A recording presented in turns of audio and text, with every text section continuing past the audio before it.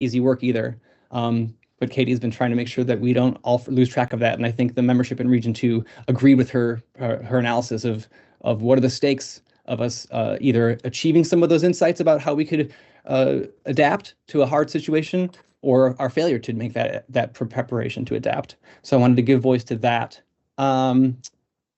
What else? For the moment, I might just pause. That's probably enough for me. That's good, Andrew. I appreciate you bringing some of this to light. So first of all, let me say that I'm not aware of any direct communication with the Alliance on the medical provider point of view that you and Dave had raised. I'm more than happy to consider that as an opportunity for us to reach out.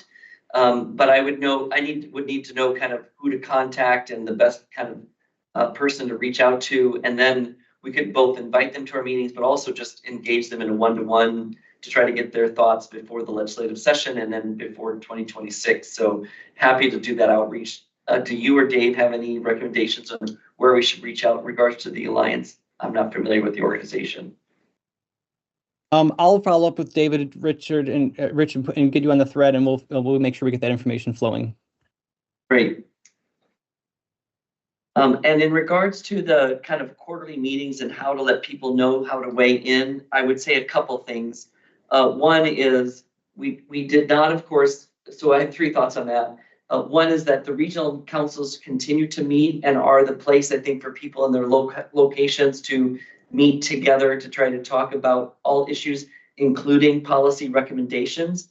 Number two, we have still formed a joint policy committee between the Continuum of Care and the Statewide Homeless Council. That committee is open to members of the public, including people on the council, and any allies or friends that want to contribute to that work. Andrew and Amanda are chairing the policy committee, and I'm sure would welcome participation if people wanted to join that effort and be a part of those meeting structures. And then, of course, usually with each agenda and on the homeless, I think, planning webpage is my email address as well, at my work email at VOA, Volunteers of America. And people are more than welcome to reach out to me individually with thoughts or concerns or questions for the council. So regional councils, policy committee, and me personally would be three, I think, opportunities for people to get input into the process. Having said that, I would say that I think one of the challenges for us as a statutorily created body of volunteers is that we have limited staff support for the work. We're not an independent nonprofit organization, and we're not an independent advocacy organization. And so I just want to give that out as a caveat that I think we do the best we can, but the reality is there is time constraints and frankly kind of resource constraints to our ability to act on behalf of the social crisis of homelessness. So I just want to send that out as a reality check that I think we're all doing the best we can with what limited time we're able to do things in. If we were a full-time nonprofit organization dedicated to advancing policies and solutions and services to end homelessness, there might be more opportunities to actually engage people in communication. But I'm trying to do the best we can with what limited time we have available to us. So I just want to throw that out as well, but I hear everyone's concern, and I do want us to be open to comments. So I hope that gives some people opportunities to think about avenues and availability. Any other questions for Andrew in regards to Region 2 or some of the things he's been hearing, since he's been so gracious to volunteer himself to speak up for this region?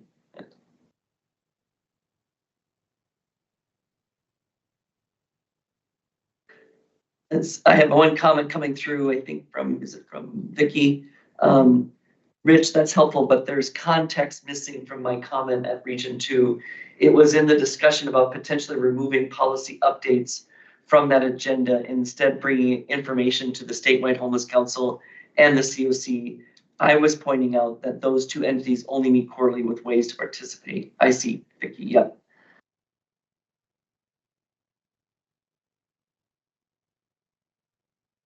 All right, let's move on to Region 3.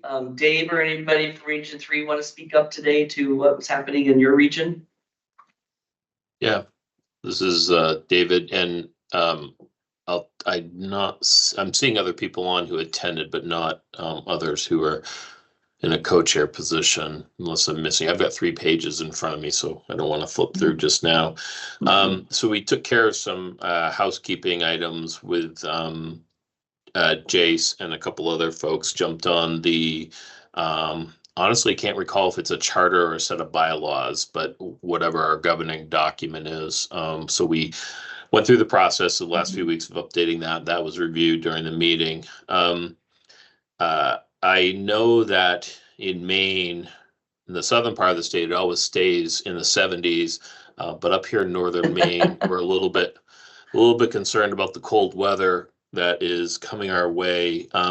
We were concerned when we found out, at least for the Bangor area, there was an important warming center that did not receive the funding.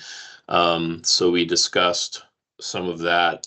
Shortly after that meeting, we did find out that the city of Bangor is stepping forward and is going to fund, I don't have all the details, but they're going to fund that warming shelter. And it sounds like they're going to fund a couple others in the area. So if there's someone on here from the Bangor City Council or the Bangor town municipality, thank you for that. Again, I don't have all the details. It was in the newspaper earlier this week. So great news there. We received some state and federal updates from Andrew and from Colin. The federal updates from Colin coming through sparked a conversation about the NOFO, which I think, Rich, you're going to be getting into later, which is part of the COC. There's a lot of concern there about how that might be getting structured. There's a lot of unknowns. Some of the writing's on the wall for us, but we're still not dealing with real specific information just yet. So we discussed that a little bit, and Colin did send out a call to action that I do need to forward to our group. So Colin, if you're on, I will get that out to the group today. Is there anything else I'd invite? I see Jenna on. Anything I missed, Jenna? Not that I can think of, Dave, but I'm happy to provide a bit more information on the city's available application for warming centers for this coming season. Public Health was able to identify a pot of funding in our GA monies to be able to leverage these unrestricted funds that can be used for warming center operations this season. We currently have about $60,000 available. An application has gone out to the community. We're expecting a couple of applicants and hope to be able to offer an additional warming center on top of the, we'll call it 2.5 that will be operating this season. So hopefully more to come on that. Application deadline is the 22nd, and our goal is to facilitate openings by November 15th. Happy to answer any questions that you have, folks. Don't hesitate to send me an email. Jenna, do we think the 60,000, will that fill the gap of the warming center that dropped out of the application process? Do you happen to know, will the total number of units from last year to this year be similar with this extra money from the city? Which is great news. I'm just trying to figure out if there's still a gap. It's possible if both of the warming centers put applications in that are accepted, that we could actually have more warming center beds than we were originally planning on before the Brick Church wasn't able to successfully submit their application. So this actually could theoretically really boost the community's ability to keep people safe and warm this winter. That's great, Jenna. That's really great news. Thanks for sharing. Other questions for Jenna or Dave in regards to Region 3? Rich, just one other comment, and that Teresa's place is, Jenna, maybe that was a 40-bed facility. I think it's getting close to being full at this point. 41 units, yep. And I don't have a most recent update from the Housing Foundation in terms of occupancy, but reports that I'm receiving secondhand indicate that we're almost full. Great. And I'm sorry I didn't say this, Dave, you're right. The last half of this meeting is completely dedicated to the news we're getting from the HUD continuum of care and trying to figure out what next steps look like. We tried to reserve as much time as we could on the agenda. So that's why I'm trying to rush through this part of it so we can eventually get to that discussion, which I think will be a meaty discussion for all of us. A lot of unknowns yet still, but I'm going to let Dean and the continuum of care talk about that. All right. Well, thank you, Region 3. I appreciate that. Oh, and this is Elsie from Region 3. The updates were great. And just a quick note that there was only one warming shelter for Hancock and Washington counties, but it is open again as last year, will be in November through Healthy Acadia. And we're very grateful to Bangor, Jenna, for being able to lift up a little bit more in Bangor so that we can not end up with overflow and serve everyone. So yeah, but we're full speed ahead with in Ellsworth for the regional warming shelter. And I think I see Rosa on here. So Home, we've partnered wonderfully with Home, which has some smaller sort of case by case opportunities, and that can be very helpful as we work together. For example, if we get large families, which we did in the past, they can be better situated there. So it's been a wonderful partnership with Home as well. So that's good news too. Thanks, Elsie, for sharing that. Thank you for bringing in that perspective. It's important for us to hear about areas outside of the major urban centers. So that's great. Thank you. All right, I'm now going to turn it back over to Andrew and or Amanda to talk about the policy updates from the policy committee. Thanks, Andrew, for being on today. Thanks, Rich. If we have Amanda, I'm happy to let her do some of the talking here, but I'm not sure. Do we know whether Amanda's in the mix? I can't see all the list right now. I'm not seeing her. Okay, great. So the Policy and Advocacy Committee met in August for the first time with a limited amount of participation while a lot of folks were away on vacation and the notice was a little bit short. We met again in September with a more robust participation of about 20 people. And we had already had some percolating ideas from the August meeting about what might be the focal policy issues for that committee in the coming year. And cloture, of course, at that point was looming in late September on the 26th. And so we had to figure out, where are we trying to work on bills and where were there existing bills that were carried over. Right now, that committee, since again is a bunch of new members, there's new leadership, is still accepting literally poll responses to get folks to allow folks to weigh in asynchronously between the meetings.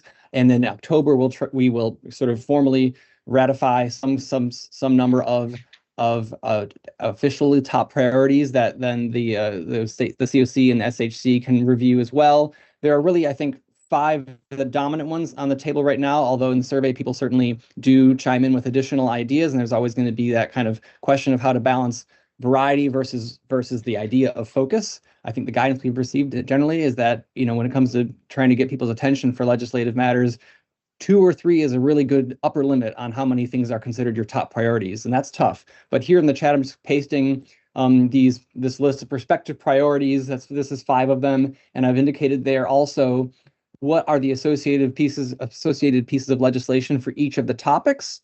Some of them have LD numbers that are carried over from the first year of this current biennium, the 132nd Congress, and then 132nd legislature, excuse me.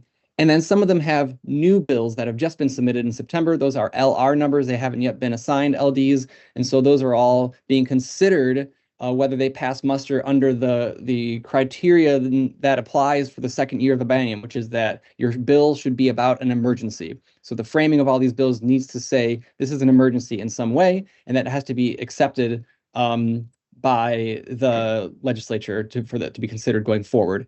And in one case here, you'll notice there are actually 2 different LRs that different lawmakers have put in that are separate and distinct from one another. That's related to the first topic there, shelter funding. And I see below, Katie's chiming in, that's great. Thank you, Katie. So we need to draw a distinction between those that carry a fiscal note and those that don't. Some of those don't have a fiscal note, numbers 4 and 5. Thanks, Katie. Let's see what else. That committee has now grown. It's, as everybody knows, hopefully by this point, you can always opt into that committee or any of the others by just filling out that tiny survey on the main homeless planning website. And we had also been looking at the federal picture, which of course is really the topic for later in the conversation. But I do want to say thanks to Colin and Vicky for continuing to do a lot of legwork and listening and collaboration to make sure that we're getting the information we need and that it's getting out to the sector, and that there's no bottleneck. that we just have as much labor and all hands on deck as possible to allow us to be in a strong position as much as we can be for action and making a difference as a collectively. So I think for the moment, oh, for what it's worth, if you want to take a look at all of the new bills that have just been submitted, all of those LRs are listed right here. This is a PDF that's been posted online. There's a couple different versions of this. One is sorted by the name of the person who submitted it. One is sorted by topic. I think the one that I shared just there is sorted by topic, which I found helpful. So I hope folks will feel like makes it easier to get caught up a little bit on what's afoot in the legislature at this point on the issues that you're most concerned about. And of course, they don't actually convene for several months.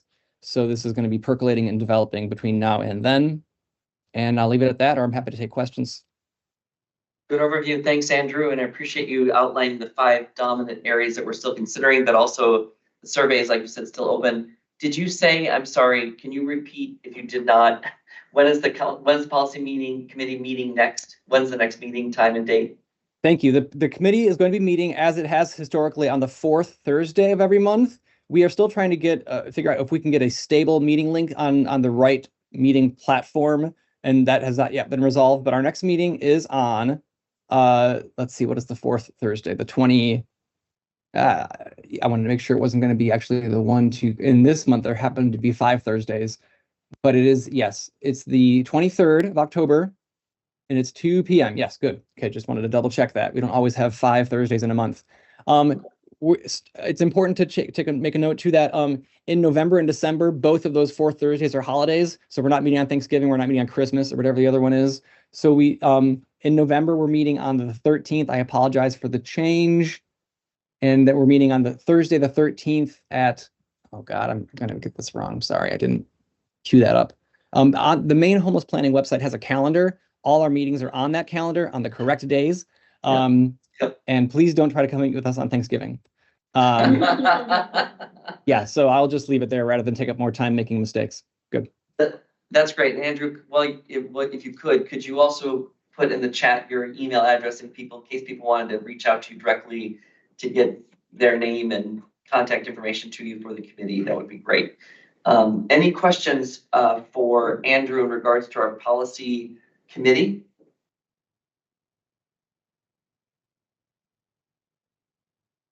I know this is a lot of information to share. I would note that in the room here at Maine Housing, we've been joined by Eric Jorgensen, who is here as part of Maine Housing and is one of their lead legislative, I don't know what your title is, I'm so sorry. Government relations. Government relations. So he's the government relations guy. And do you have any comments, Eric, in regards to the next coming legislative session? No, I mean, it's, as I think Andrew did a great job of summing up the issues. I mean, it's going to be mostly emergency bills. There's not any money, and it'll be a tough session, I think, in terms of trying to get stuff done. So I think focusing on, I think you're thinking about stuff that doesn't have direct fiscal impact is important, and maybe we can figure out a few fiscal things and really push those. Yeah, right. Smaller list, make a critical case. Obviously, for all of us, we can't think of anything more critical or emergency than people that do not have homes. But I think it's still going to be a hard sell against all other competing areas in the legislature, as always. So, yeah, that's great. Thank you. Any other questions, comments? All right, then I'm going to queue it up for a discussion on kind of the aftermath of the interagency summit that we had on September 3rd. We were lucky enough to have about 10 to a dozen state agencies come together here at Maine Housing to talk about the Statewide Homeless Council, our work together, to have us explain kind of our structure in regards and compare that to the regional councils, compare that to the hub regions, compare that to the continuum of care, and we really talked about what we know to be true around the incidence of homelessness, what our current structure and system looks like, what's the public financing, and really identified for them some core priorities moving into 2026. The commissioners and directors who attended that meeting were all very grateful for our ability to sit together to hear the latest information. I think the meeting was a really big success in helping to elevate the issue of homelessness to some state agencies that knew about it and wanted it to be more of a dialogue, I think, with us. And one of the things that we talked about at the time was the fact that we were looking down the road into 2026 and recognizing that this federal administration was looking at some cuts to HUD, and that we feared that there would be cuts to the continuum of care that may result in decreased services and units available to the people that we're currently serving. And we asked them if they would be willing to engage with us in kind of a second and third tier kind of dialogue in regards to planning on that crisis. And we got some positive feedback from many of the major state agencies that, yes, they'd be willing to come back together. And so I think Dean Klein from the Continuum of Care and myself are thinking about what that really means in late fall here in 2025 as we're looking down the road to the next issuance of the Notice of Funding Opportunity, what they call the NOFO, that we think is coming out that will have some draconian and significant changes for our continuum of care, which again, I'm trying to reserve for the last half of the meeting, but I just want you to know that there was even discussion of that at the Interagency Summit. So what I wanted to do today was to kind of queue up a discussion around what we want to do in regards to next steps. So I'm going to, if you don't mind, I'm going to try to share. I don't know if I can do this, or is someone doing this for me? Oh, guys, did I do that or did someone do that for me? You did it. I did it? Okay, well, I don't know if I did it. So I want to talk Rich, about. I think I shared for you, sorry. I think you did, Tara. I want to give you credit. That's what I'm saying. I don't think I hit that button. It was like magic. It was I right didn't on want you to time. start pushing the buttons and then think, but I'll try to follow along closely. Okay, great. Well, so what I want to talk about today now is we had this interagency summit to begin a relationship building with all of the state agencies and to elevate the crisis of homelessness to the state agencies. And we're talking Department of Health and Human Services, Department of Corrections, we're talking about Maine Housing, we're talking about the libraries, we're talking about public parks and areas where people are encamped. We're talking about public safety, Department of Labor. So all of those state agencies were invited and came to participate at the Interagency Summit. So now the question is, post-summit, afterwards, what are the communication themes that we want to push out to the governor and the legislature in regards to what we talked about at the legislature? So Tara, if you could go to the next slide. So my intention is that we use the Interagency Summit as a platform to kind of jumpstart continued sharing of information on the crisis of homelessness with other policy leaders. So I would recommend that we consider the following: an outreach letter to Governor Mills, an outreach letter to all candidates for the governor's office. If you don't know, we're in the middle of a beginning phase of a new election cycle. Governor Mills is our governor, but after next November, there'll be a new governor. And this would be a great time, I think, to get to all of the candidates to say, the issue of homelessness is going that you're going to hear on the campaign trail because Maine is experiencing a housing crisis and it's impacting everybody, including the lowest income, the most marginalized people. So I want to be able to talk about what we know about homelessness so that the candidates are hearing about it before they even get into office. I also think we need to do an outreach letter to House and Senate leadership in a bipartisan fashion, of course, so that we hit the president and the minority leaders both in the House and Senate. And then I would suggest a further outreach letter to the members of the Joint Committee on 1, Housing and Economic Development, that committee, and 2, the Health and Human Services Committee. We could add others, but I think that there's a need this fall to talk about the Interagency Summit that we just had to share information and to really ask them to be called to action in the next legislative session. So this is kind of a precursor to our policy agenda, but it's more about sharing raw data information and some guidance. Tara, can you go on to the next slide, please? So if you asked me about the top system themes, what we should be sharing with elected officials or candidates for office, this is my suggestion. I'm going to walk through this and I'm going to open it up for comments for the good of the room. But I would say that we'd want to share with them the total annual incidence, kind of what do we know to be true around the population of people that are homeless? What do we know about those being served in shelters versus those being served in permanent supportive housing bed spaces? I think another category, the second category, is the length of homelessness. The fact that we know it's been actually increasing across the state for the last several years, and that is troubling because of the affordable housing crisis. We're seeing people get stuck in homelessness longer. And of course, disparities, that we know that there are certain population groups that have higher incidence of homelessness, and I think that should be called out.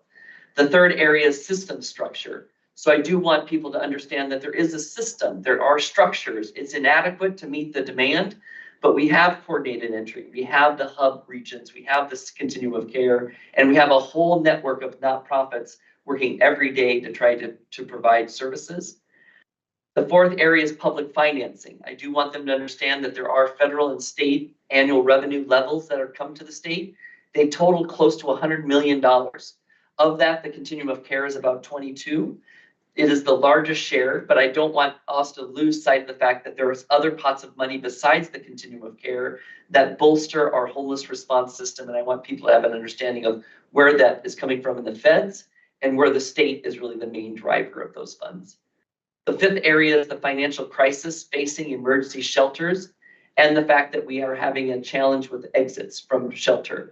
People are getting stuck longer in shelters, and shelters are facing their own financial crisis in the sense that their operating costs continue to rise, funding remains stable or declining, and we're starting to see decreases in shelter hours, decreases in shelter beds, and of course the closure in York County. So I think that should be a highlighted emergency for anybody that we're communicating with. And the sixth major theme I would point out is permanent supportive housing remains an evidence-based practice, and that it is being threatened through the continuum of care funding process right now. So I think those are the kind of emerging themes that we talked about at the summit that I think should be elevated to elected officials. I'll go on to the next slide, but we'll come back to this. So just, there's only a couple more slides. I swear I'm not going to try to inundate you. I would say that one of the things that we also may want to indicate in any correspondence is that we're predicting increasing homelessness in 2026 and 2027. Why? Because we're not seeing an abatement of the affordable housing prices. We're now facing cuts from the HUD continuum of care process, which may result in the loss of 780 units of housing. That there's going to be a new emphasis on mental health and law enforcement for homelessness and the federal government. And we know that there are these major massive cuts to Medicaid. And we know that there's a connection between healthcare and housing. And so if people are not able to get the healthcare they need, some people may end up in homeless systems. And so I'm predicting, and I think many other people in the nation, that we're not out of the woods and we're going to see increases in the number of people experiencing homelessness. Tara, next slide, please.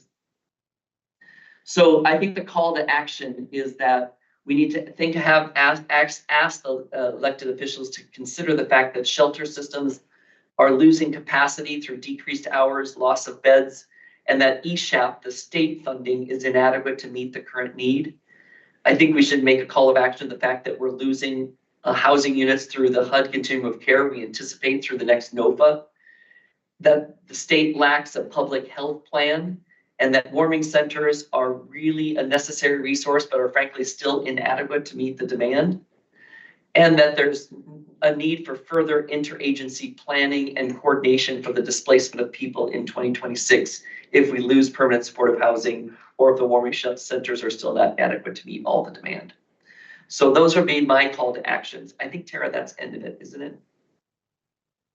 Oh, that was the end of it. So that was just a fact sheet on kind of visuals. So that was it. Now go back to the 6 major themes section.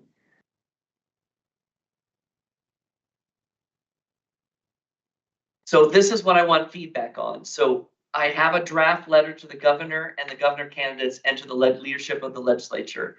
And these are some of the themes that would be included in it. But I wanted to reserve a lot of time today. We actually have the next really 15 minutes to talk about this. I wanted to get feedback from people. Do we think people think that these are the right themes? What are we missing? What would you change? What would you emphasize? So I'm going to now take away the PowerPoint. We're going to look on screen at each other as we can see who's raising their hand. I hope that wasn't too quick for people, but I was trying to be succinct. I see a hand from Dr. Katie Spencer-White. Hi, Katie. Can you come off mute? Yes, I can. Can you hear me? I can. Welcome. Thanks for joining us. Yeah, so a couple of thoughts, and I did put them in the chat in the first instance, but I'll explain what I mean. We're really looking best case scenario, losing $16 million of federal funding out of like 22 million.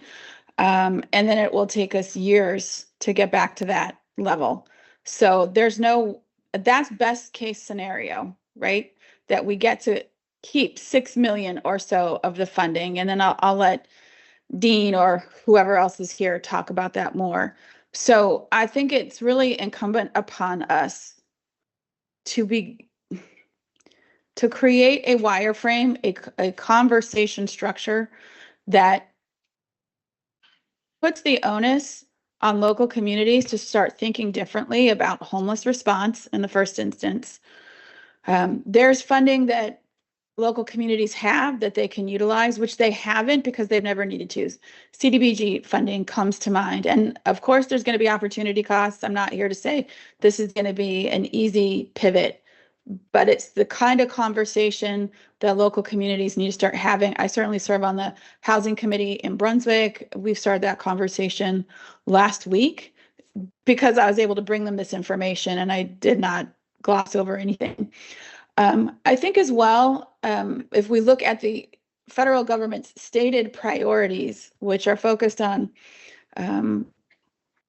recovery and transitional housing, that's not going to be led at the state level. That's not even going to be delivered by statewide agencies. That's really a conversation about how do, we have to look at things from the main way. Far too often, when we have these interagency summits or we bring together the big thinkers from state agencies, super talented people, but often myopic in their view. They don't really consider how things are going to work in the balance of state. So the recent RFP for housing support services is something that comes to mind, which really complicates something that shouldn't have been that complicated. I really think it's incumbent upon us to start thinking locally. And what I mean by that is there are a lot of community-based organizations with some capacity building and technical assistance could really be positioned to make a strong case both for federal funding and for rethinking how we deliver the bulk of the services, bearing in mind we're second in line. We are a second mortgage, and the first mortgage that this state has to pay is the rural healthcare crisis. That is going to be, I'm guessing, the priority in this emergency session. And we're going to come in behind that. And so how do we align the services that we provide in a much more comprehensive way that fills in gaps that are being left by a crumbling and collapsing healthcare system? Obviously, I work in Waterville. We've lost our hospital. I can tell you what a desperately tragic position that has left the citizens of Waterville writ large, but more importantly, people who are experiencing homelessness. Like, our access to healthcare is almost non-existent. We currently rely on paramedicine from the local fire department to come once a week. That is the bulk of the non-emergency healthcare that our folks are receiving. And so we need to think holistically about aligning with these sectors, but doing it in a way that really catalyzes those community-based organizations, focuses on the stated federal priorities, and provides a roadmap for communities to start having admittedly very difficult conversations. One last thing I will say, and then I'll be quiet. When we look at the numbers of particularly the number of permanent supportive housing beds that are at risk, it's an elephant. It's a giant number. It feels like, how are we going to handle that? And I think one of the most important things that came out of the conversation we had at the Housing Committee in Brunswick was they want to know, what does that mean for Brunswick? Because if it's 20 people in Brunswick, Brunswick feels like they can manage 20 people. But when you tell Brunswick it's 700 beds, well, then they don't know what to do with that. So I really would really encourage the hub coordinators to think, to put out, it doesn't have to be anonymized information, doesn't have to, we don't need to know the specific individuals, but to start sharing, what does this look like in your municipality? If it's a service center municipality, what does this look like in your hub? So we can start really getting our arms around at the local level what the immediate scale of the problem is going to look like. And then we need to be doing some asset mapping and saying, who are some of these CBOs who are really poised with the right assistance to both save themselves and help shore up the community by working in a much more integrated fashion to serve people who are whole people rather than these disaggregated, this is their housing problem, this is their healthcare problem, this is their legal problem. Yeah. It's a mashup. And by integrating our services and catalyzing CBOs, we're going to do a much better job of meeting their needs. Kate, that's great comments, and it reminds me that maybe what we should think about as well. That's a really great perspective, and what I'm going to suggest is that we actually add to the list. So beyond just writing to governors and the legislators and stuff, I wonder whether or not we should also draft a letter to the Maine Municipal Association to talk about the locations of these housing units and map it out for them. So that's another area of to-do that I can add to our to-do list. That's easy for me to cut and paste, but start a communication dialogue with them as well. I think you're right. There's going to have to be local responses to this. That's exactly right. Other comments, suggestions on how to frame this post-summit? What are the important themes we should be pushing out to the elected officials, either be on local or state levels?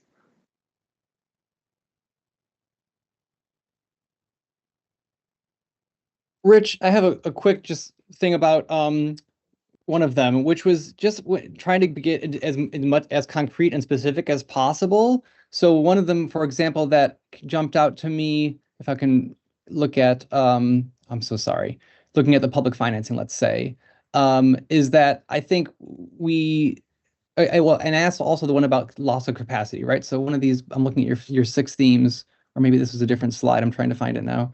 Oh yeah, here we go. It was the call to action, right? So the shelter system losing capacity. We can say there's decreased hours. We can say there's loss of beds. We have one anecdote to point to there, right? And I do think there's, I mean, for me, doing, with had on shelter ED, talking about the advocacy piece, we are constantly being asked to characterize the finances, the state of the finances. And of course, we had a shelter cost study last year that was very helpful, even though it was limited in its, it wasn't totally complete, but it was a good first draft of how much it costs to do shelters. But we never had a revenue study. And I am struck that people will continue to want to have those specifics. And so I can anecdotally go around to all of my counterparts and ask them for how much of a deficit are you running this year? And you don't actually get a lot of feedback on that. So I think, the more specific and pointed the data are on these claims about how the state of affairs is, the more persuasive and the more seriously people are going to take it. And that's just a general suggestion. And I know it must be hard to get that information, or else we would already have been using it for years and years and years. On a similar note, your final CTA is about need for further interagency planning and coordination. I love that one. I agree with it. I think your caveat that you described earlier, or reality check, I think you called it, about the lack of labor on the Statewide Homeless Council to do important things, and whether it's analysis or advocacy, what have you. That was a point well taken. And I think if we wanted to see bandwidth added someplace for a specific kind of investigations and data gathering and communication, I wonder if we could get to a point where we have a specific suggestion that we could push and put in front of people to say, create a position here that will do these 2 things. Not because we want to be bossy or we feel so entitled, but because if we just say everybody needs to talk more, I don't know if that's, I think it might not be as actionable, or it might be diffuse, even though I agree that sort of what's needed is broad collaboration. So those are just 2 suggestions about whether and how we could have specific asks and specific descriptions of condition that help us be heard and help our requests be considered in a serious way that's sort of really, makes the action easier for the respondents to get to. Andrew, that's a really great suggestion. I'm going to take you up on your offer that if you could reach out to the shelter network to try to get specifics on how their services have been reduced, either in hours, capacity, units, staffing. I would love that information, even if we had some anecdotal information from across the state. Like, I had heard some things coming in from the county, as well as your county. I mean, Aroostook and 2 of the bookends of the state, I've been hearing about reduced hours. But anyway, if you give me more specific information, that would be great. So that's a really great suggestion. I agree with you. And I tend to be a little melodramatic at times, so I want to be very clear that I honor and applaud Maine Housing because they actually do dedicate staff to the council.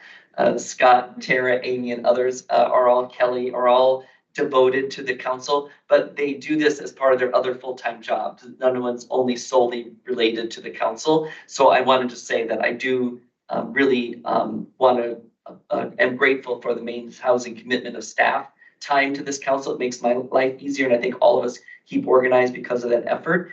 But it is true that we do not have a full-time dedicated team just to this effort. So yeah, so it's all that. Other thoughts about Did I hit the mark on the 6 themes? Did I not hit the mark? Is this too much information to share? I also worry about the fact of that yin yang between wanting to talk about the depth of the social challenges that we confront in the homeless system and wanting to share that story in a correspondence, but also realizing that elected officials only have a limited time to read things and may not even open an email.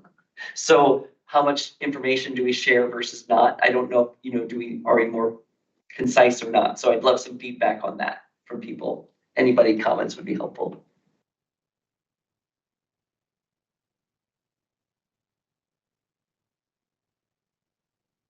Rich, I'm just wondering, and maybe it's gonna show up here. I'm very worried about housing first. We know that it's a proven success. It is words that have come out of this administration's mouth that it is not a valuable approach and that they intend to eliminate it. And so I would love to see us really elevate the fact that this is proven to be a successful and that it is threatened in some way.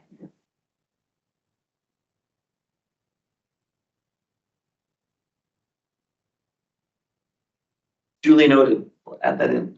Thank you.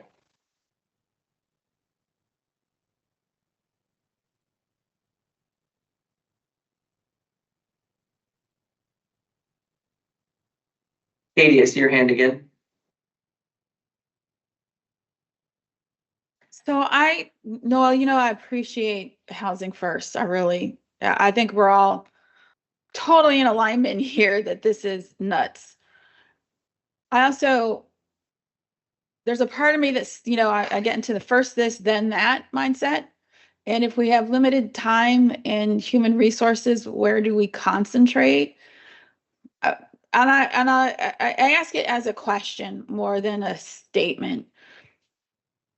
If we know that housing first is absolutely out of favor and this administration is trying to kill it, we do know that it is ingrained in statute, thanks to the hard work of many people who are here, certainly a main statute with the Housing First Fund, Home for Good. So it's not going to leave us at the state. If I was to first this, then that, I would probably put advocacy for housing first behind some of the other initiatives, just because we do have the state statute that does preserve housing first in Maine.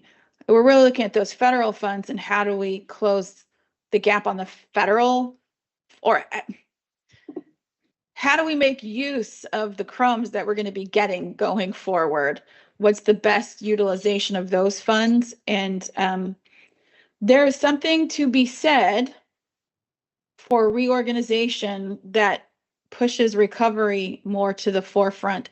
And I say this very carefully because I'm well aware that people experiencing addiction and those who are chronically homeless and experiencing addiction are a minority of the total population of people experiencing addiction, that there are far more households with children, for example, by the numbers than those who are chronically homeless. But when we think about the pain points in most municipalities, if we think about the tensions and the frictions that are caused by homelessness, it's really around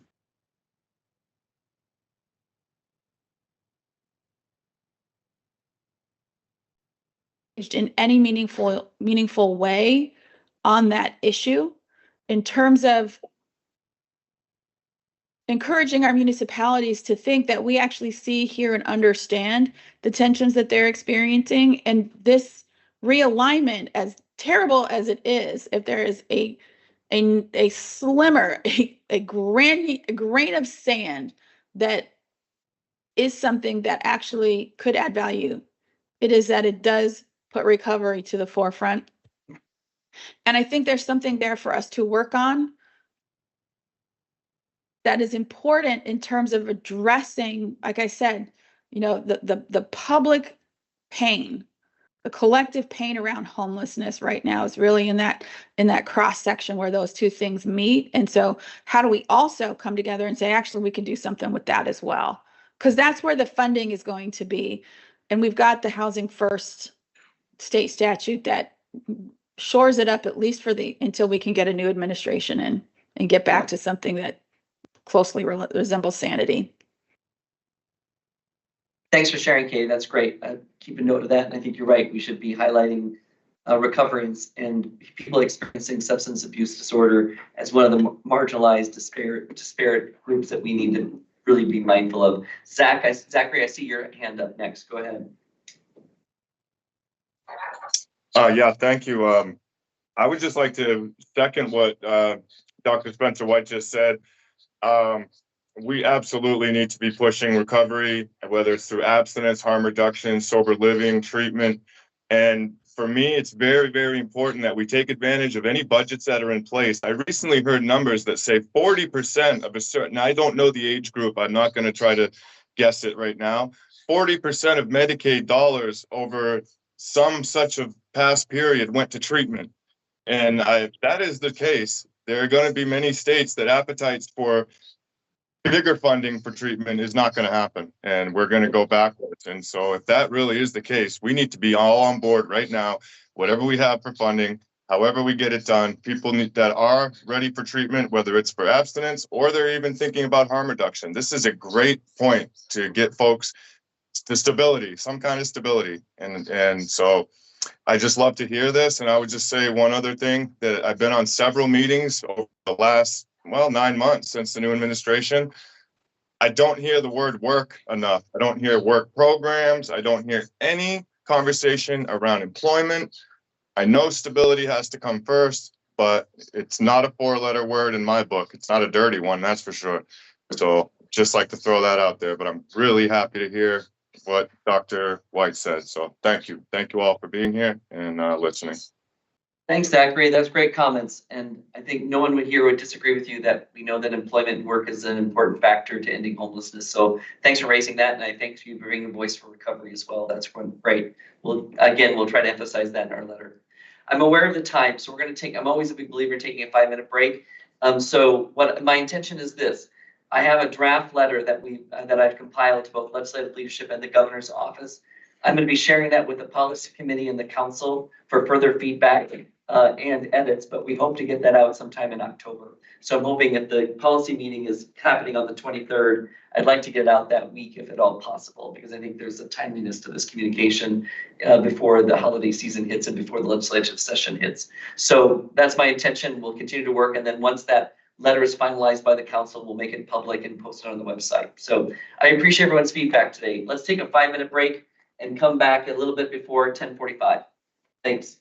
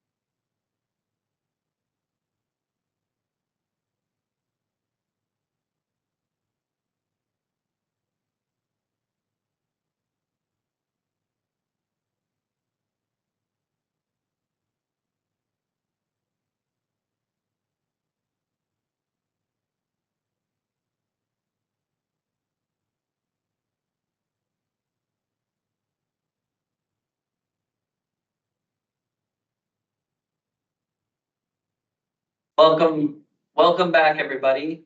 Thanks for giving us a few minutes to take a break. As I said, we've reserved the last half of this meeting for a significant discussion on the HUD Continuum of Care, which is the funding process where the federal government provides funding to our homeless response system in the state of Maine. In other states, there are special continuum of care jurisdictions, which could be cities or counties. In the state of Maine, it is a statewide continuum of care. So we are unique, I think, in the HUD universe in regards to that. There's not many states that have a statewide continuum of care.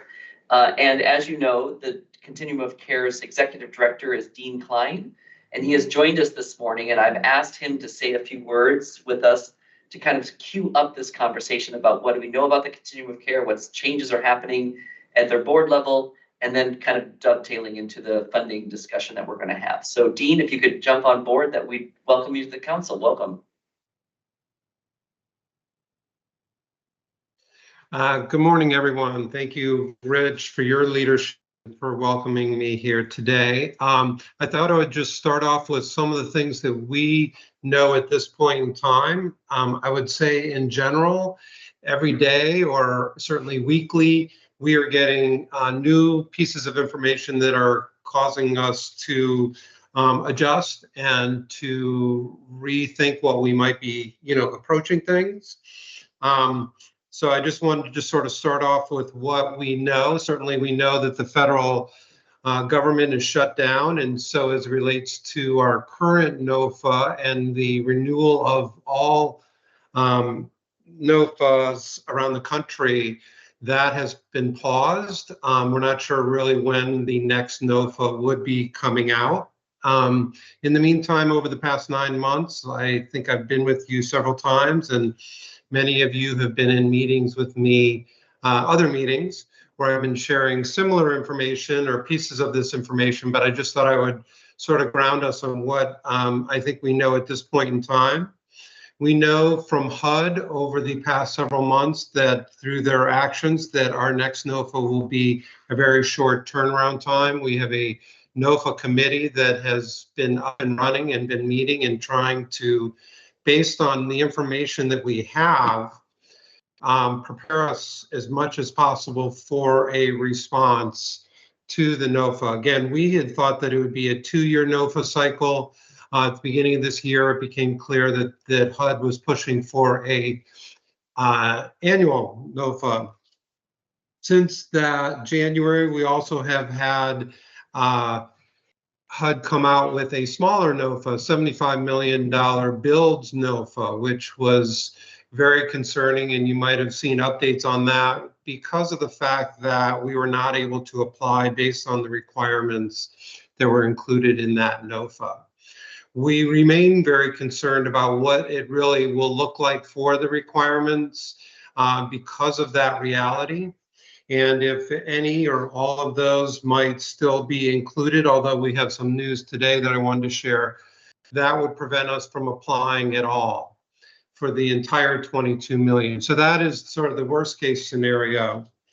However, assuming that we are able to apply, we received notice through a political article that was posted and nationally continuums of care looking, this is very valid information because it's being spoke about by many national organizations, National Alliance to End Homelessness and others, as being very valid in terms of what we might be seeing in the next NOFA. And so as we've noted in this meeting, there has been a shift in HUD's priorities away from permanent supportive housing and housing first. And in this political article and notifications we've received from HUD, we have been hearing that we should expect a shifting priorities. So new indications suggest that the HUD's priorities are going to substantially, even more dramatically than what we might have thought, move away from permanent supportive housing and capping the amount of permanent supportive housing that would be allowed for communities to apply. So that cap is 30%. That was noted in that article. So we would mean that we can only spend up to 30% of the dollars that we're currently allocating for permanent supportive housing. And so what that would mean is that we have a $22 million COC budget as of now. And about 16 million of that is currently permanent supportive housing, which is about 1,310 beds. So when you cap that total allocation, that would mean about $6.6 million towards permanent supportive housing versus 16 million that we currently are allocating. So that would be a reduction of $10 million under that scenario worth of permanent supportive housing, or we would be looking at reducing our total numbers by about 780 beds. We know that permanent supportive housing through the COC has been for a long, long time the backbone of our overall permanent supportive housing commitment. And so that obviously is unbelievably concerning. In addition, we do not know, in the continuum of care, we have rapid rehousing projects. And so we, those are currently funded at about a little under $3 million. And we have a transitional housing and or joint transitional rapid rehousing, which is about 1.4. So based on the new criteria, we are not clear whether that rapid rehousing would also be included in the 30% cap. So if in fact that is included in the 30% cap, then we would have a lot more dramatic situation because we would be dealing with permanent supportive housing and rapid rehousing projects being capped. We also know that through the correspondence through HUD and through this article that they have expressed interest in possibly moving forward with transitional housing projects as being a priority, addiction and recovery focused workforce related priorities. And so those would be new projects to our COC. Our COC did not do well at all. Well, we did not do well this past COC round. Many communities around the country got new bonus projects that were funded through the COC. We unfortunately were not competitive enough, and thus we did not get those bonus projects. And so that's certainly something to note sort of moving forward, but even more so with new projects, there has been expressed concerns by HUD that in order to apply for new projects, that continuums of care need to have previously reallocated funds. So that is not something that we have done through our COC. We will certainly put our best foot forward if put into that situation to sort of note what we have done. But depending upon the definition of reallocation, whether that's unspent funds and putting that towards other projects, or whether it's monitoring projects due to performance and then making decisions to reallocate on low performing projects, those are two different angles to that statement. So because of that, we are not clear yet whether we can apply for new projects. But again, there is a chance that we would not be eligible because of that. The most promising thing that I've heard last in a while was that I was forwarded this morning information that in fact there has been a new legal front that has shown success, and that colleague, I'm just going to read some of this to you, but basically what it's saying is colleague coalitions in the plaintiff states that a preliminary injunction in section 705 was made through this case RICADV versus Kennedy, which is a case against HHS and HUD. So because of this, preliminary injunction. No one will be subject to new grant conditions promoting gender ideology, diversity, equity, and inclusion, elective abortions, and anti-discrimination in the HUD continuum of care and community planning and development grants. So that is just out. That is, again, a preliminary injunction. We know that there has been action taken by NEH and suing HUD. We know that those legal actions are now becoming more and more important. But I would say, just sort of in general, we know that those, even though those are positive, that is a delay and even more uncertainty for programs who are operating within our COC, and also for those people who are being served in those programs, not knowing whether those are going to hold, what that means, etc. We know that the grants are all starting and ending at different points in times in the continuum of care. We anticipate that in the first quarter, I think we have 4 grants next year that would be the first ones that would be most impacted if, in fact, a new NOFA doesn't come out soon and or there was no renewal. But we know that that will be rolling throughout the year next year. And based on news and what is happening, based on how COC programs are funded and grants are operating, we know that each organization is handling their situation differently. We've been meeting from a contingency standpoint for months now. Executive directors have been attending, COC executive directors. We've been really stressing the importance of priorities and how we might make decisions. COC grants are encouraged to get ready for this NOFA from a programmatic submission standpoint, regardless of what is going to happen, so that if it turns out that we can't apply or their program can be included, that we would be encouraging them to be participating. If in fact, and I'm just continuing to roll through all of this, I know it's just a tremendous amount of information, but I know we have limited time and we have some opportunity for questions. But I would also note that we're in uncertain times, because with a 30% cap, then we now will be facing who might be included in the NOFA and who might not.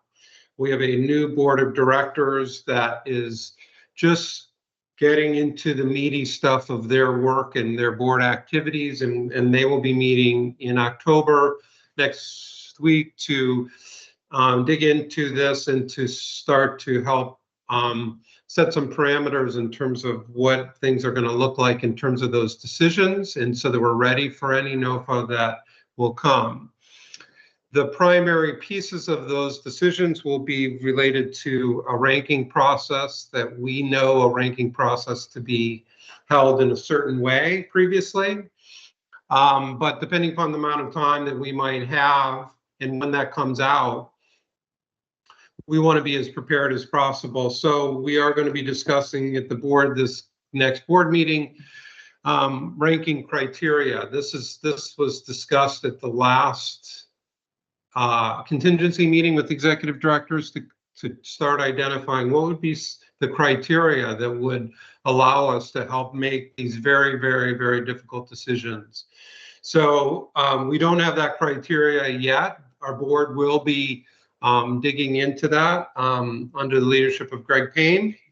And I anticipate in the very near future, we'll be able to report back on what those priorities might be in terms of the decision making for the NOFA.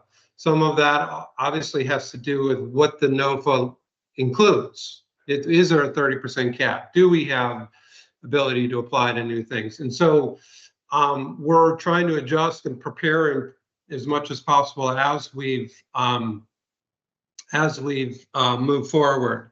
In addition, we know that there has been an appeals process in the past, and that has included 2 or 3 different appeals for a grant that in the ranking they wanted to be reconsidered or based on the decisions that were made. We know that with a very, very condensed process and time frame, that we know that there would not be enough time for that long of an appeals process. So the board will be also discussing what that appeals might look like and who will be hearing those appeals.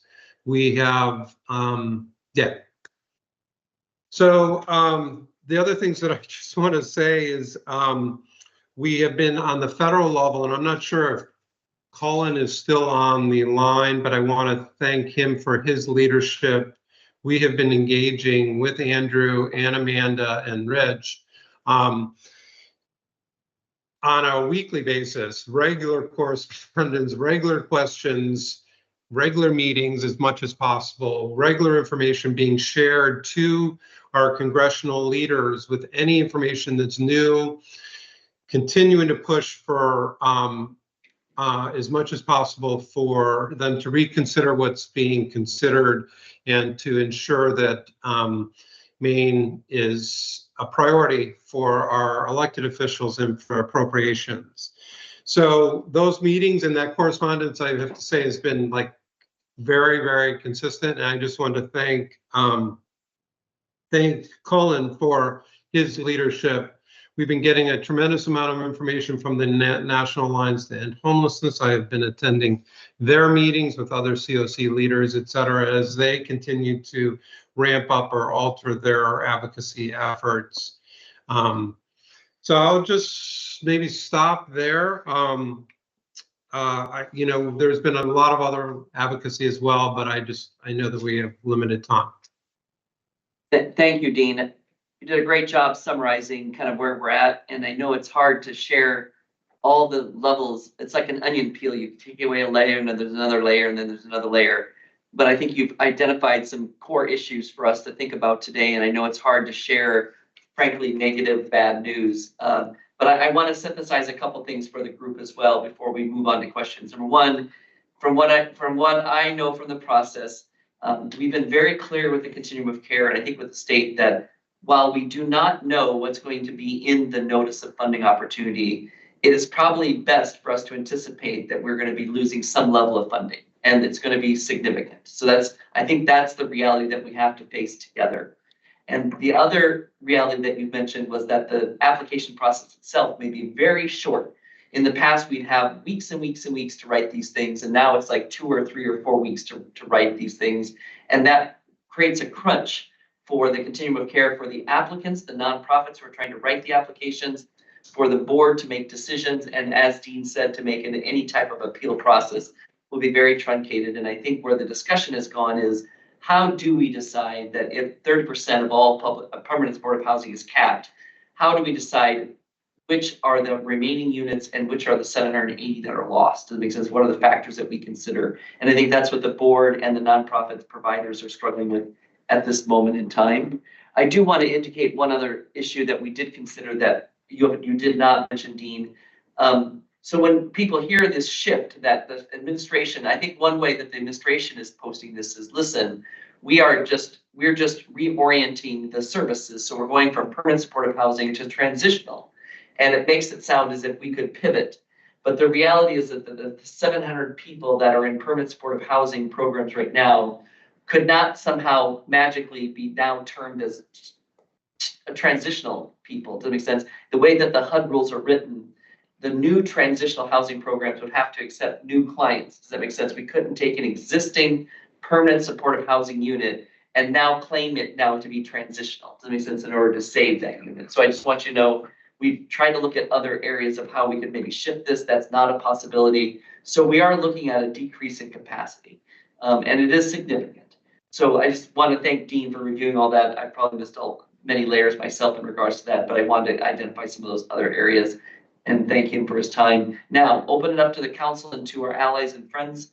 What questions or comments do we have? Dean, do you want to add something? Yeah, I just wanted to, before we did get started, Rich, if you could share, there have been questions about whether our state, our COC wanted to take any legal action, whether that was even a possibility. And so I know that you and the Statewide Homeless Council were supportive on sort of getting more information. So I didn't know if you wanted to say anything about that.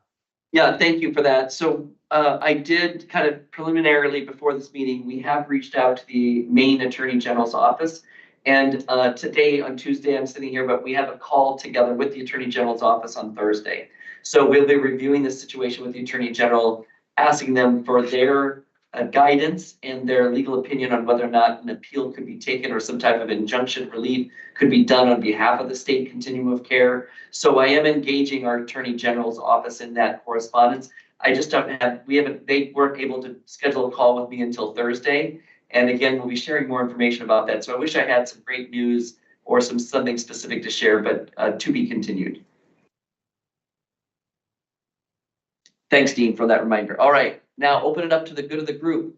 Questions, comments, concerns, what do people want to share? Andrew, go ahead. I see you first. Thanks, Rich. So can you speculate on where the central brain should be for some kind of administrative plan about an orderly closure process for permanent supportive housing programs and an orderly rollout process for newly created transitional housing, assuming it exists, and hopefully some kind of lottery in which people who've been evicted into homelessness can then have the possibility of getting lucky enough to be rehoused from homelessness into transitional housing, if that's in fact the complexion of this thing over at some point in the future. I just want to know, like, who is in the seat where that question can be contemplated, and we and people on the front line could receive some guidance on some coordination and some kind of orderly process. Because right now, I have nothing to tell my tenants. Andrew, I would say that's true. We don't have an orderly process for the closing of programs. It's not clear which programs are going to be closed and when and how that might be. I hear you, and I really think that that's, important. As it relates to the transitional housing, we're not sure, again, whether we're going to even be having any new projects. We've been engaging our executive directors in the process, and those are the organizations that are operating those programs. And I anticipate at our next meeting, when we know what the NOFA will consist of, that we'll be in a better position to sort of know how to best move forward with that. We've tried to sort of look at what that might mean in terms of individuals. I think we're now looking, and Katie had mentioned this earlier, about taking more of a regional approach to figuring out where the impact is per community and per municipality, so that we can start to really look at it. I would say that we do also know that those individuals who would be exiting, who are chronically homeless, would not be going to the top of the list, because unless we alter our coordinated entry policy, because they have been previously housed. Thank you, Dean. Just if I may, just a quick response. Just as an ED of a PSH program that is not COC funded, I don't think I've been engaged. So if it's possible to make sure that those PSH correspondences are going to all PSH operators and not just those that are directly funded, that would be welcome. Thank you. That's a great suggestion. Thanks, Andrew.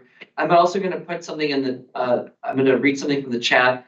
Dean, one of the comments on the chat asked if the continuum of care board of directors meetings will be open for public viewing, not for participation, because it's a board process. But I think there are people on this call that want to know if there is a way to log in and watch the proceedings and be a part of that, or whether it's a closed process because you're your own insular board of directors. At this point in time, we're in a meeting with the governance committee today. There's not been a decision to actually have it as a public meeting at this point. It was raised at the last board meeting, but a firm motion was not made as to how the board was going to handle that aspect. It was not because they didn't want to be open about it. It's a new board, and the governance committee had not adopted that practice yet. So I will raise that again at the governance committee today. Thanks, Dean, for that response.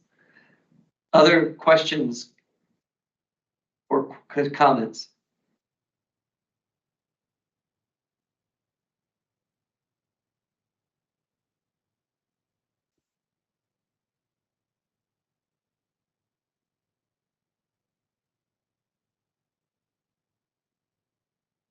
Dean, one of the questions that I have, and I don't know if we have information about this, but I'm just gonna ask. So of the funded projects that are permanent supportive housing, some of course are site-based. There's a building, the entire building is the permanent supportive housing program, and others are scattered site.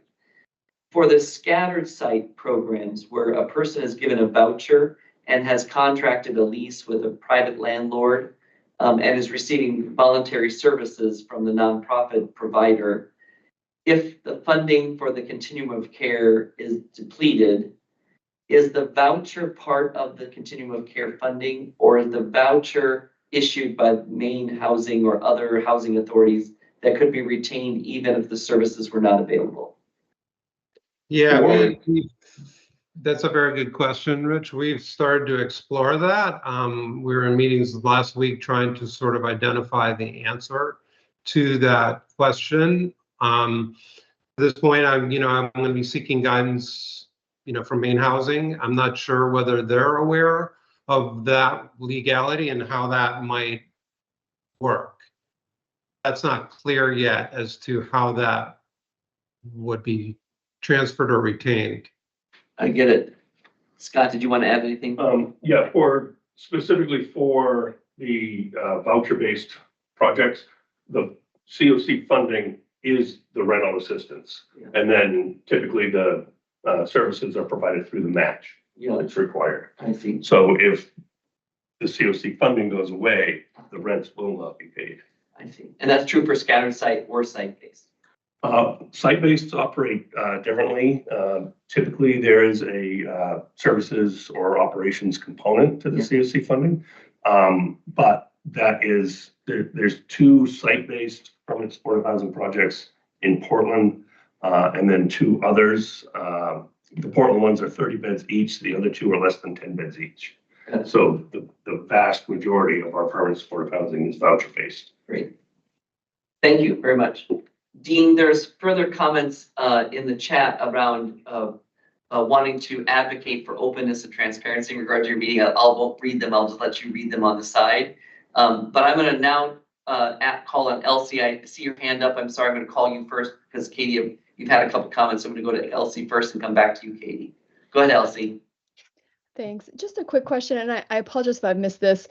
And of course, I know a lot of barriers would be in place, but is there any conversation at the state level about trying to somehow bridge any part of the gap of the expected, if we do lose funding for these permanent supportive housing structures? Is there any conversation about other sources of funding, or is it really, do we feel like this is the only option and it's just a matter of losing those 700 units?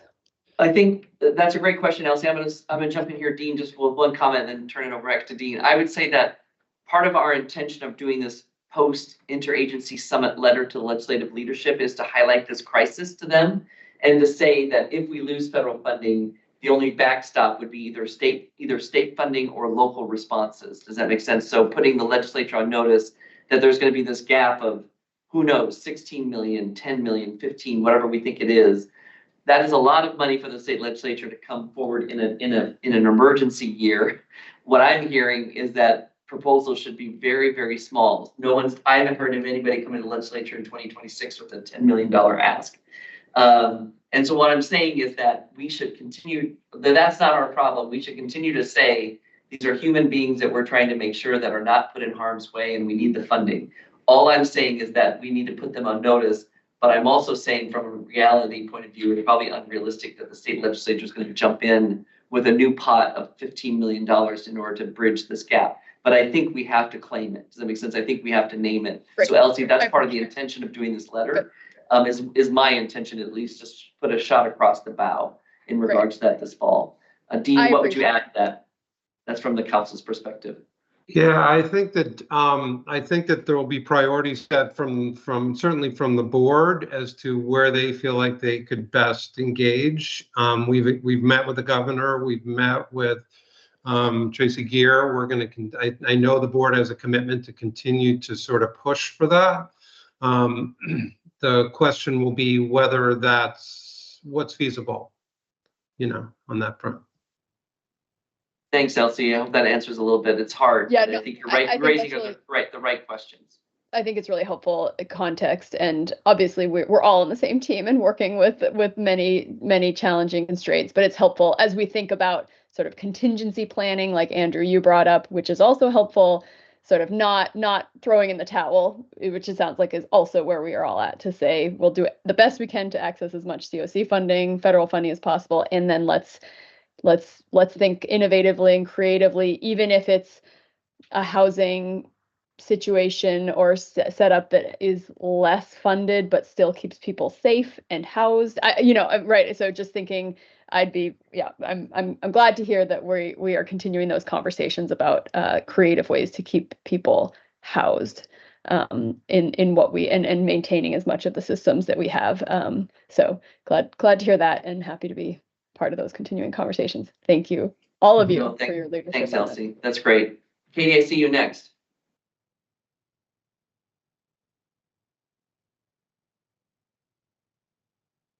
I am. A couple of additional thoughts. One, I'm going to really encourage us to lean into a change to our messaging, and it comes up a lot, and it makes sense for us in our bubble that we're focused on the human misery and the trauma that is going to ensue from this. But that's not the message that's going to persuade the legislators that we need to persuade. We really need to be talking about the impact, the devastating impact this is going to have. I mean, we'll take it as a given that this is going to cause human misery and trauma, right? But the message that is also going to persuade more people on the other side of the aisle that we need to persuade is that this is going to have a devastating impact on our commercial districts. It's going to be bad for business, and it's going to be perceived as something that is deeply harmful to all members of the community when they start to see more and more people in their streets, in their businesses, sleeping in doorways, etc. That personal benefit, how is what we're advocating for going to personally benefit the majority of people who we're trying to speak to? That's going to be critical to us gaining traction on whether that's in Augusta or in our local municipalities.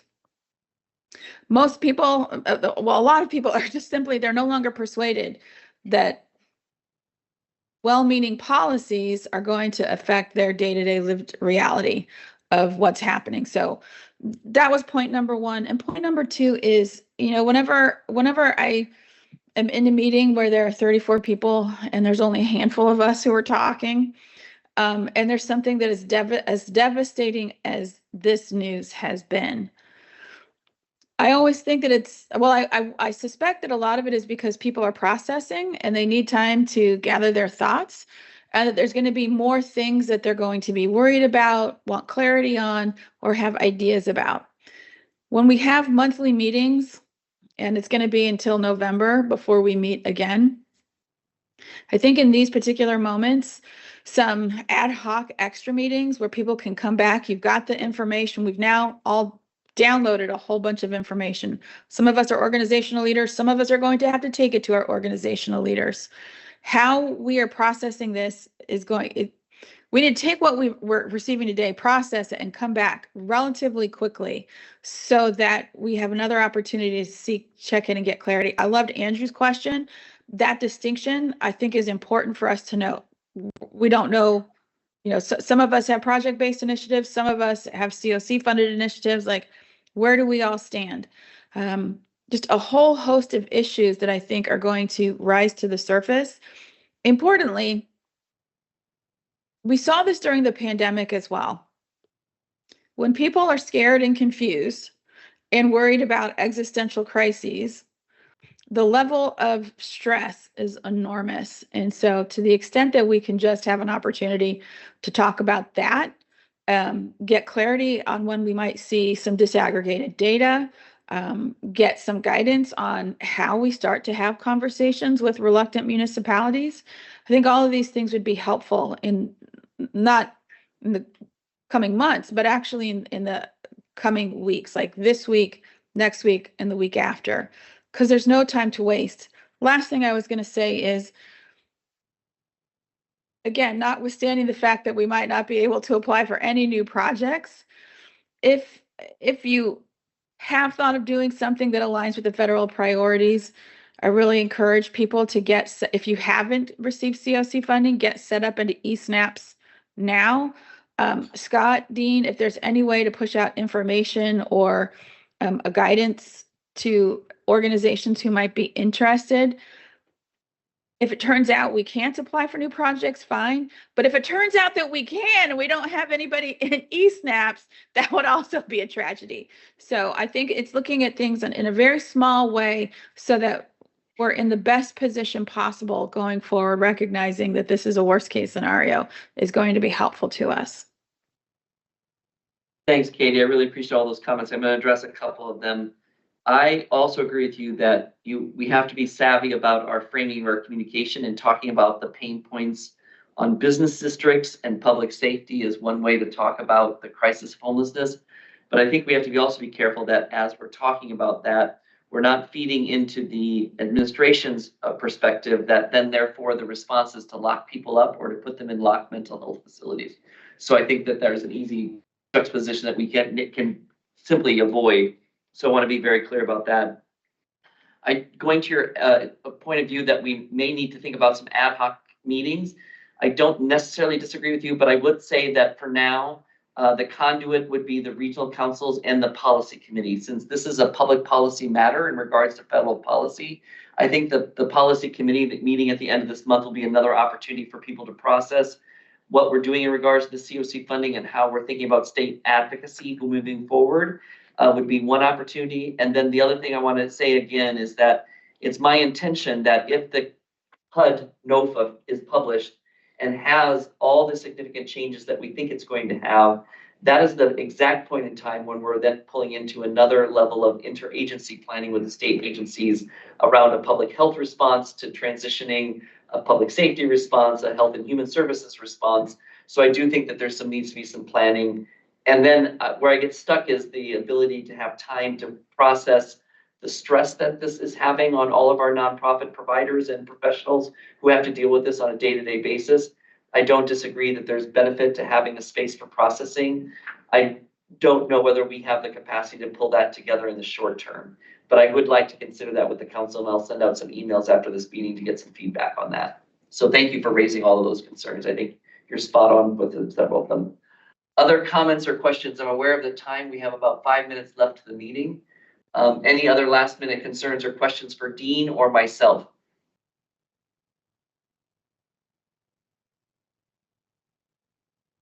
Go ahead, Julian. How are we going to measure the impact of these changes?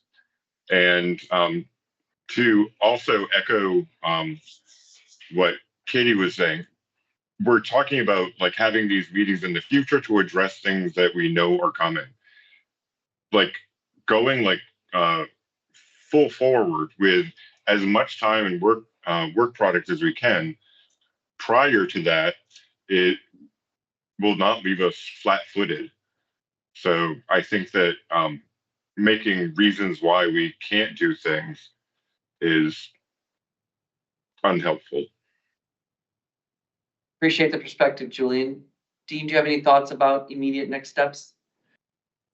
I will, first of all, I appreciate everyone's comments. I am, and I think Rich is trying to adjust and change the way we might be doing things or add things in to do things as effectively as possible. I did want to note that, Katie, your comment about welcoming in new providers, we heard people loud and clear that we should try to get that out in front of ANOFA. We did send out a notice to our entire SHC and COC mailing list, trying to encourage people who might be interested to be aware that there might be opportunities, giving them as much information as possible. There's been suggestions that maybe we should do a training for people who have never done it before. So I will be bringing that to our NOFA committee and try to see if there's an opportunity to provide some training to people who've never been part of the COC or have never applied before to possibly be involved. Julian, do you have other suggestions on things that we should be doing, steps that we should be thinking about prioritizing between now and December? I think that as a continuing community, we need to build a system to analyze the impacts that are going to come, for folks that we need to convince, as Katie mentioned, but also to lift people up who are already convinced and to move forward with projects and move forward with clear heads that some projects haven't worked as well as we would like them to, and how can we reallocate funding for projects that have been more sustainable. That's a great point. Julian, I'm going to punt it back to Dean to ask if the data committee or the HMIS committee can maybe think about tracking the impact of these cuts going forward into 2026. Dean, have you given any thought to that? I think that they are interested in doing that kind of thing. That committee has got a tall order. I think we may want to have a different group sort of work on that. With the transition of HMIS that's happening with the new vendor and that committee getting up and running, I just don't know realistically whether that committee will have the bandwidth to do anything, quickly on that front. But I think over time, I think they certainly would be interested in doing that. Julian, going to your point about the fact that we should not be caught flat-footed and we need to get information out, the other thing that we haven't really talked about today, but it was on my to-do list, is to send out a press release once the NOFA is issued. Does that make sense? I think there's two press releases from the council. One is a NOFA has now been established and published, and it has significant challenges to our existing system, and we anticipate harm. Does that make sense? And pain points on municipalities and state government. And then the second press release would be sent out once we know what the funding decisions are. Does that make sense? So I think it's a two-prong approach. I think we should get that out to every local and state newspaper as well as the TV stations, so they're not surprised by any of this either. So we do have intentions to do a small press package communication plan in regards to these funding decisions as they come down. I just want everyone to know that as well. It's not just letters to legislators. I think my challenge, let me just say something else about that though. I think the challenge, having done this work for several years, is that, but the newspapers or radio may be able to pick up that story and do an in-depth analysis. What TV wants is always a real life story of someone who's suffering, which I think is an ethical problem, to put somebody in front of a camera that says, I'm going to be impacted by this. And so TV is always really hard for me because I want them to tell the story, but I don't want them to do it in a way that exploits the people that we serve. So I just want to name that out loud, that it's always, I think, a balancing act. So not quite sure what the answer is there. Amen. So, but you raised great points. All right, I'm aware of the time. Any last minute comment or question? I see Cullen. Welcome, Cullen. Hi all, great conversation. Thank you.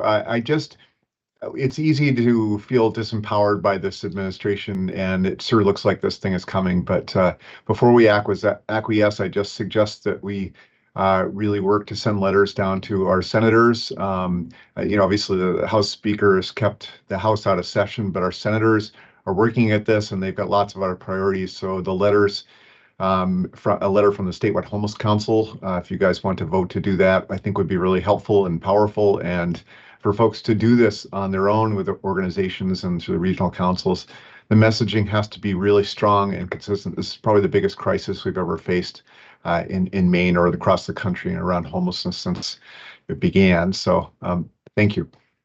Yeah, thanks, Cullen, for that advocacy note. All right, well, I'm aware of the time. It's 11:30. We're going to end. Oh, I'm sorry, Zachary, one more comment, please.